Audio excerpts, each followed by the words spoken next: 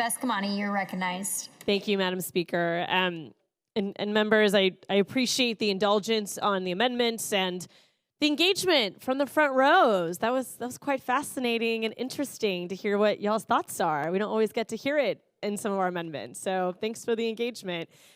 I want to just reassert, right, some of the concerns that you're hearing and also just amplify feedback we're hearing at the community level around this legislation, which not only includes the concerns when it comes to the new onerous requirements that are trying to change a system that I would argue already works well when it comes to election security integrity. Don't take my word for it. Governor DeSantis has said it himself.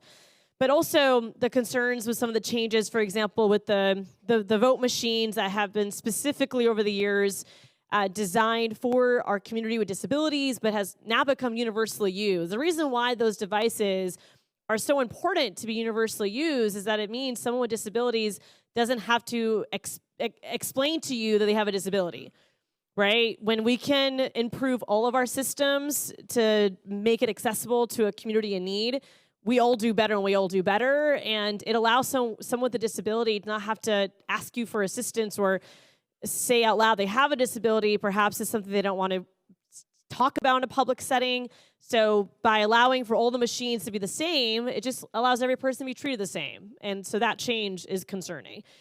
I also, of course, want to emphasize the point I made earlier about student IDs. I find it really ironic in the bill that we allow for other government IDs to exist, including your concealed weapons permit, your VA health card, but not a student ID. There's no legitimate reason for it beyond wanting to make it more difficult for a student to vote. And the bill literally says, it strikes out all these non-government ID forms, and then the only one that is a government ID that it strikes out is student IDs. And then it says later on in the bill that all government IDs are accepted except public higher ed institutions. So you're intentionally carving it out, despite being a government ID, despite being an institution that vets those who attend it, now even more so than ever because this legislature has created new rules for students to enroll and sort of background check and so forth. And so I'm forced to draw that conclusion that we just want to make it harder for students to vote. And I would argue that it's so important for us to engage with our young people to ensure that they not only understand who is running for office, but they get to participate in that process. And of course, creating a clear path to do so by allowing for a picture ID with a signature match, that is common sense to me, but it also has worked for years. And no one has complained about it. No one has said to change it.